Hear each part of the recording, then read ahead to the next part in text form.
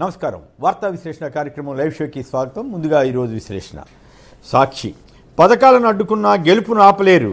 మన ప్రభుత్వం మళ్లీ రాగానే వారంలో అన్ని బట్టలను క్లియర్ చేస్తా. కోరుకొండ, ఇచ్చాపురం, గాజువాక ఎన్నికల సభల్లో ముఖ్యమంత్రి జగన్ ప్రజలకు హామీ. ప్రధాని పదవికి విలువ లేకుండా చేశారు. బీజేపీ చేస్తున్న అవినీతి దేశంలో ఏ పార్టీ చేయలేదని మంత్రి బొత్స సత్యనారాయణ ధ్వజమెత్తారు. ల్యాండ్ టైటిలింగ్ చట్టాలు నిజాలివ్వగో, శాశ్వత హక్కు కల్పించడమే అసలు లక్ష్యం అంటూ స్టోరీ ఇచ్చారు. మండు టెండల్లోనూ నిండా ముంచే అకాల వర్షంతో రాష్ట్ర వ్యాప్తంగా తడిసిన ధాన్యం అంటూ సాక్షి తెలంగాణ ఎడిషన్లో ప్రచురించారు. పెట్టుబడిదారుల పార్టీకి పేదల కన్నీళ్లు పట్టవు. బీజేపీపై మాజీ ముఖ్యమంత్రి కేసీఆర్ ఫైర్. కాకతీయుల స్ఫూర్తితోనే ఢిల్లీ సుల్తాన్లపై పోరు. వరంగల్ ప్రచారంలో ముఖ్యమంత్రి రేవంత్ రెడ్డి వ్యాఖ్య.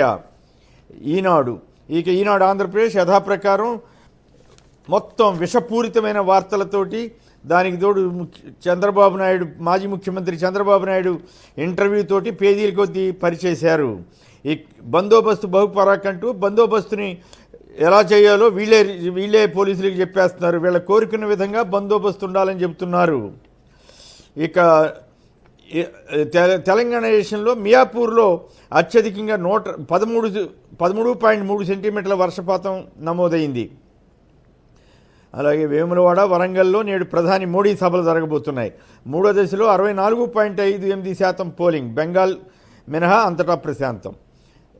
రైతు పాలిట శాపం కాంగ్రెస్. ఎన్నికల తర్వాత రైతు బంధు ఎత్తిపోవుడే అంటూ కేసీఆర్ హెచ్చరించారని నమస్తే తెలంగాణ బ్యానర్ కథనంగా ఇచ్చింది.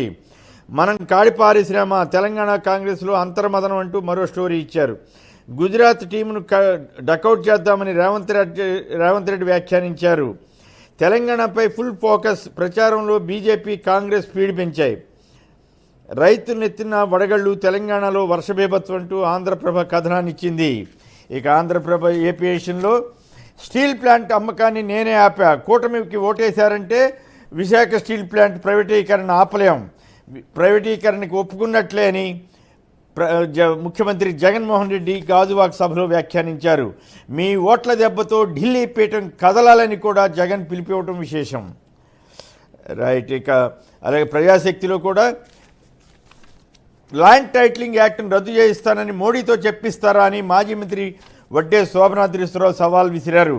డబుల్ ఇంజిన్ సర్కారు వస్తే ప్రతి గ్రామమే మణిపూర్ అవుతుందంటూ సిపిఎం పాలిట్ బ్యూరో సభ్యురాలు బృందా కరత్ వ్యాఖ్యానించారు. అరవింద్ కేజ్రీవాల్కు మధ్యంతర బెయిల్ మంజూరు చేస్తే ముఖ్యమంత్రిగా అధికారిక బాధ్యతలు నిర్వహించరాదని సుప్రీంకోర్టు చెబుతోంది. టైమ్స్ ఆఫ్ ఇండియా ఈ వార్తను ప్రముఖంగా ఇచ్చింది. వచ్చే లోక్సభ ఎన్నికల్లో జిహాద్ను ప్రోత్సహిస్తున్న కాంగ్రెస్కి ఓటేస్తారో, రామరాజ్యాన్ని కొనసాగిస్తున్న బీజేపీకి ఓటేస్తారో ప్రజలే నిర్ణయించుకోవాలని ప్రధాని మోడీ వ్యాఖ్యానించిన విషయాన్ని డక్కన్ క్రానికల్ ప్రముఖంగా ఇచ్చింది. పశ్చిమ బెంగాల్ ప్రభుత్వం చేపట్టిన 25,000 మందికి పైగా ఉపాధ్యాయులు, బోధనేతర సిబ్బంది నియామకాలను రద్దు చేస్తూ కలకత్తా హైకోర్టు ఇచ్చిన ఆదేశాలను తాత్కాలికంగా సుప్రీంకోర్టు నిలిపివేసింది, స్టే ఇచ్చింది. హిందూ పత్రిక ప్రముఖంగా ఇచ్చింది. హర్యానాలో 3 స్వతంత్ర ఎమ్మెల్యేలు నయాబ్ సింగ్ సైనికి సర్కారుకు మద్దతు ఉపసంహరించుకున్న వార్తను ఇండియన్ ఎక్స్ప్రెస్ ప్రచురించింది. మేడిగడ్డ బ్యారేజీ మరమ్మతులు చేపట్టినా ఉపయోగం లేదని ఎన్డీఎస్ఏ కమిటీ నివేదిక ఇచ్చింది. మా నమ్మకం నువ్వే జగన్, మా నమ్మకం నువ్వే జగన్, మా నమ్మకం నువ్వే జగన్.